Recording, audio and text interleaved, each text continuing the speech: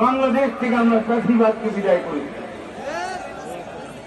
আজকে একটি গণতান্ত্রিক পরিবেশ তৈরি হয়েছে। এটা কি খুব স্বাভাবিকভাবে হয়েছে?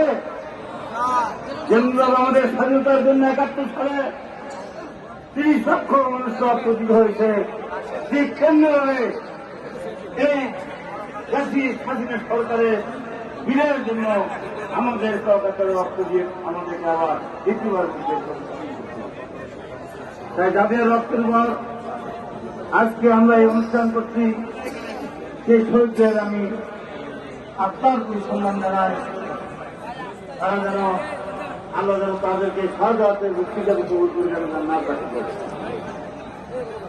অনেক ভাই আছে